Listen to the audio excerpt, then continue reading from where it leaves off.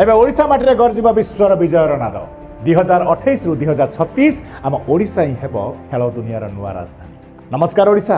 आपण केबे भाबिथिले आम भुवनेश्वर रास्ता रे विश्वर सबुठ बड़ एथलीट मानक देखिबा को मिलिबो? आज ही से स्वप्न सत होवा पई जाउची। ओडिशार क्रीड़ा इतिहास रे एक नुआ सुवर्ण अध्याय जोड़ी होउची। प्रधानमंत्री मोदी मार्गदर्शन एवं मुख्यमंत्री मोहन चरण माझी दृढ़ संकल्प आज ओडिशा को एक विश्व स्तरीय स्पोर्ट्स हब भाव छड़ा कर सबुठ बड़ खुशी खबर हूँ 2028 विश्व एथलेटिक्स इंडोर चैंपियनशिप एवं आयोजित हम आम भुवनेश्वर। एटा गोटे कौन साधारण खेल नुहे बर विश्व क्रीड़ा मानचित्र में ओडिशार एक विराट विजय।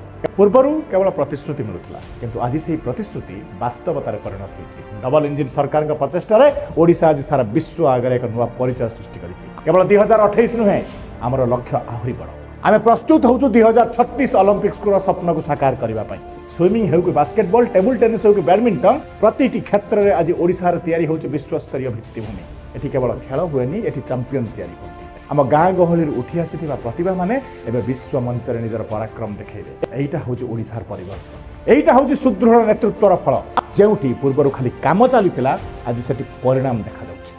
आपण मानक गोटे कथा पचारि ओडिशार ए ऐतिहासिक सफलता पई आपण केते उत्साही, आपण को कोन लागुची ओडिशा 2036 ओलंपिक पई केते प्रस्तुत? निजर मतामत मते कमेंट बॉक्स रे जणातु। नमस्कार, जय श्री राम।